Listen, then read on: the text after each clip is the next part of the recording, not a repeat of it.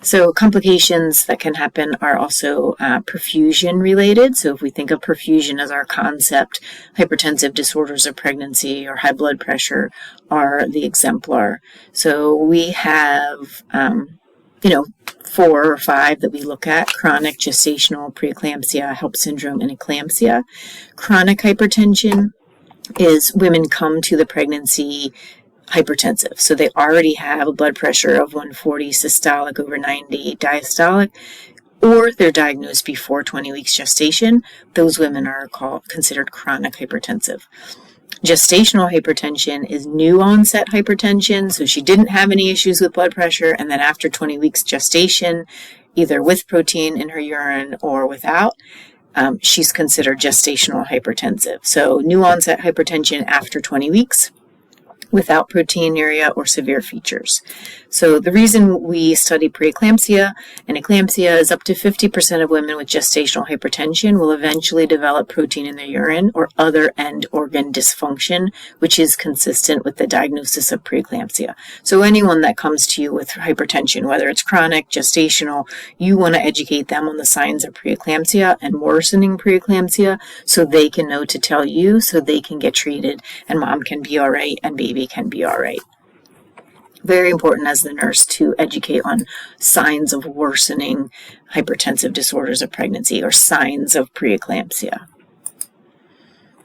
So preeclampsia is defined as a systemic syndrome of an increase in blood pressure to 140 over 90 occurring twice, at least 4 hours apart, after 20 weeks gestation. If the blood pressure is 160 over 110, then they would diagnose preeclampsia. If there's protein in the urine, or in the absence of proteinuria. So before, telltale signs of preeclampsia were, 140 over 90, too high blood pressures, and you had protein in your urine.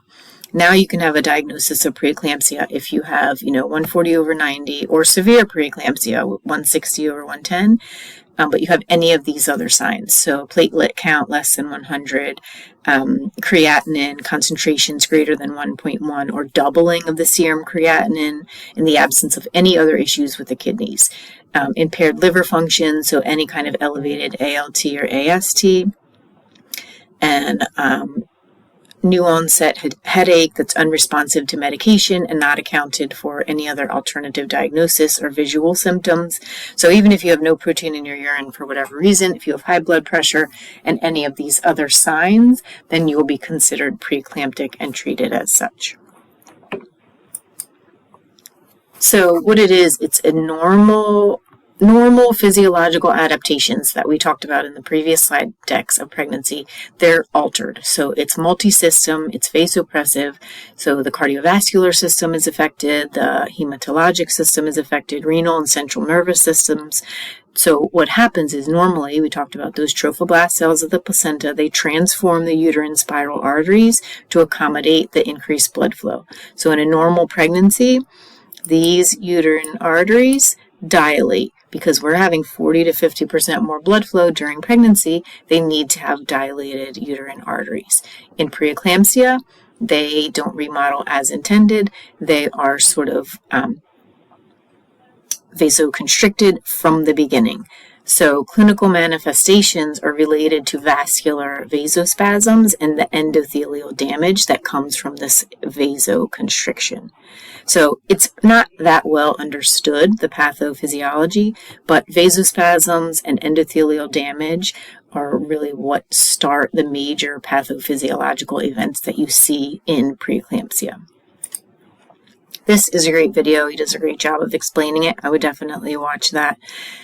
If you want to get into the pathophysiology, which really helps, like why are you seeing vision changes? Why are you seeing the kidney changes? Why are you seeing the organ damage? Basically, they think that, that ineffective remodeling of those spiral arteries is starting an inflammatory response that is affecting every system in the body. So it's important to understand it because it is one of the top things that we see in clinical gestational hypertension and preeclampsia.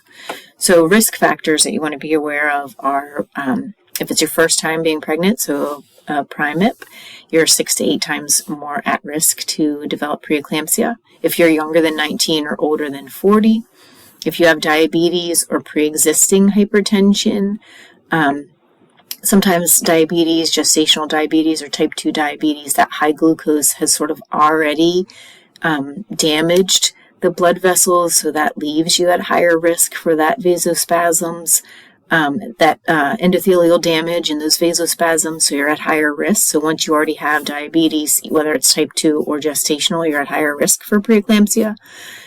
If you have twins or triplets, if you have obesity, if you have family or personal history of preeclampsia, if you're African American, or if there's a donor insemination or donor egg.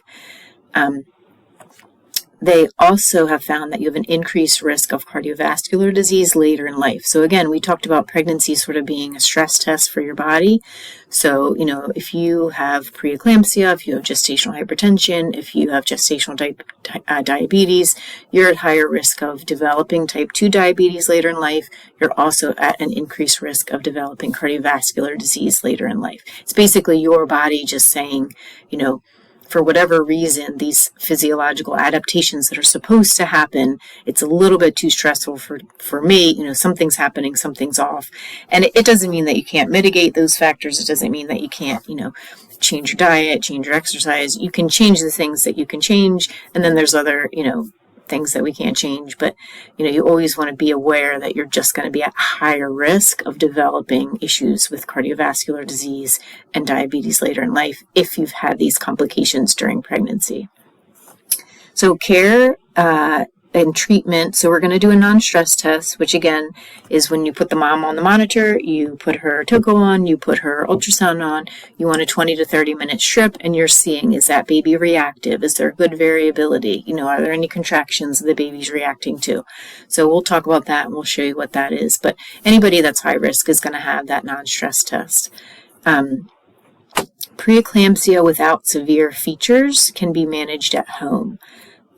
Induction of labor at 37 weeks is usually done with preeclampsia and gestational hypertension without severe features. If they have, the 160 over 110 blood pressure, they have those severe features that we talked about, which we'll talk about again, you might look at delivery earlier. It's all risk versus benefit of, we need to get this baby out compared to the risk of, how early can we get this baby out? But in general, mom needs to be taken care of, and if that baby, that fetus, and that placenta is causing the issue and causing the hypertension and the end organ damage, they're going to eliminate the fetus and the placenta because that's the issue. So it's always risk versus benefit of, how pregnant is she, and how do we deal with a, preemie baby. But, if she's having preeclampsia with severe features, that baby's going to be born.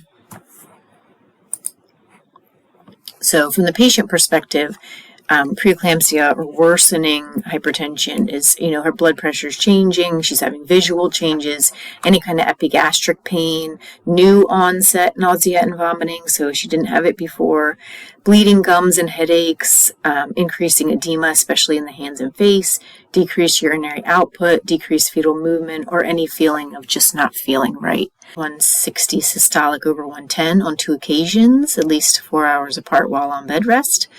Platelet count less than 100. These signs we talked about again. So renal insufficiency, impaired liver function, pulmonary edema, new onset headache, not accounted for any other alternative diagnosis, so, she's taking a Tylenol, the headache's just not going away, she's not, it's not that, she's in need of glasses, it's that, I just all of a sudden see black spots or, something's happening, I can't really see, my vision's just a little bit off.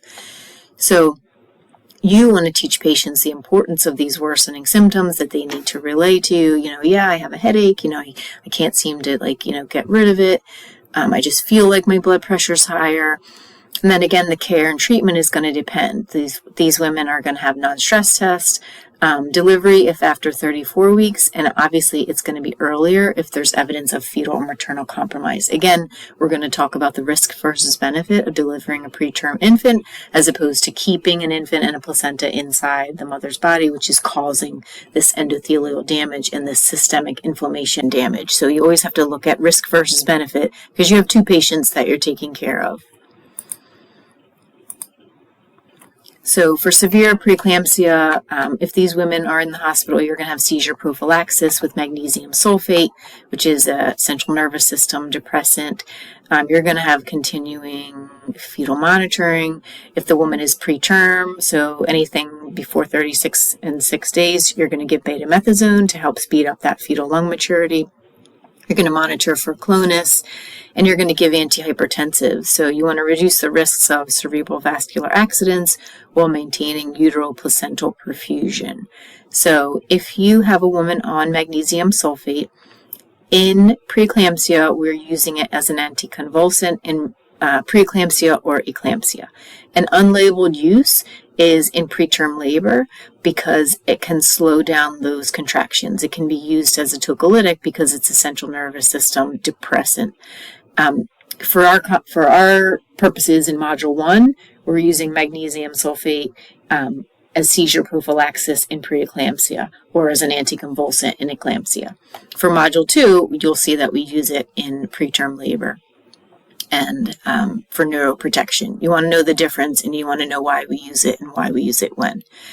So you also want to know about magnesium toxicity. You want to have an antidote of 10% calcium gluconate at the bedside. You're going to administer 10 milliliters IV over 1 to 3 minutes. So you're going to have that. You're going to have the order. If you have a preeclamptic patient or a patient with severe gestational hypertension, you're going to have that magnesium. If you're running magnesium sulfate, you're going to have that calcium gluconate at the bedside, and you're going to have an order to give it. So that's all going to be standardized. Another thing you're going to want to know if you're administering magnesium sulfate is burp, which are adverse effects of the magnesium sulfate. So burp, the B is low blood pressure, the U is urinary output, R is respiratory, and P is patellar reflexes. So you're going to have hypotension, sometimes arrhythmias or bradycardia. If you are peeing less than 30 mLs an hour, any kind of drowsiness, if your respirations are less than 16, or you have, decreased tendon reflexes or patellar reflexes, those are things you want to look out for. So BURP, low blood pressure, low urinary output, low respirations, and loss of patellar reflexes or loss of deep tendon reflexes. Those are things you want to look out for. You're going to stop that magnesium. You're going to give that calcium gluconate. And those are things that you're going to need to know as a nursing student and as a nurse moving on. Eclampsia is seizures in women with preeclampsia. So if eclampsia is seizures, preeclampsia is just everything before that that's showing us, okay, I'm struggling, I'm having high blood pressure, I'm having, vision changes, I'm having changes in my liver enzymes, I'm having changes in my creatinine, all these organs are being affected. Those are just sort of precursors to seizing. So it's an obstetrical emergency. Severe preeclampsia is patients are greatest at risk, but seizures have been reported in patients without severe features. So you always want to be on the lookout. Any patient with gestational hypertension can seize. You want to be sort of ahead of your emergency. And then again, for any seizing patient, you're going to secure their airway. You're going to maintain adequate oxygenation. You're going to have suction available at the bedside, have the patient on the left side, prepare for delivery as indicated, and support the patient and the family. Complication is disseminated intravascular coagulation, or DIC. It's a rare but serious disorder characterized by a pathological form of clotting. It's a symptom, not a disease. But, because we're having endothelial damage and because we're having a vasoconstriction and inflammation is sort of like our, vasospasm, sort of our, telltale sign of preeclampsia, what can happen is there can be an overactive clotting, so it'll lead to blood clots throughout the blood vessels because these blood vessels are damaged. They have this endothelial damage. The clots kind of help and overactively sort of reduce or block blood flow that can damage the organs. So, and then there's a stage 2 where that overactive clotting uses up platelets and clotting factors. And without these platelets and clotting factors, DIC can lead to bleeding just beneath the skin, in the nose, in the mouth, or deep inside the body. So, you can see, you're looking at your IV site and you're seeing that it's leaking blood, or you're seeing petechiae on their, arms or on their hands or on their legs. And most of the time what's happening is excessive blood loss, placental abruption, or severe preeclampsia because of those damaged blood vessels, that endothelial damage. You're getting all this sort of pathological clotting. So in addition to clotting, you also have hemorrhages because the clotting is sort of using up the platelets and clotting factors. So your assessment, what you might see is petechiae, oozing from injection sites, blood in the urine. You want to do vital signs on your patients. You want to make sure that you're monitoring that fetus, have mom on a sideline tilt, high flow oxygen. These patients are going to be in the intensive care if this complication arises. You just need to be aware of the complications that can happen because of preeclampsia, and DIC is one of those. So again, it's a symptom, it's not a disease, but it is a severe complication of preeclampsia. And if you have a preeclamptic patient, you're all of a sudden, checking out their IV site and it's oozing blood, or you see petechiae, just underneath the skin, you want to report that because you don't want your patient to be getting worse, and that not be something that you notice.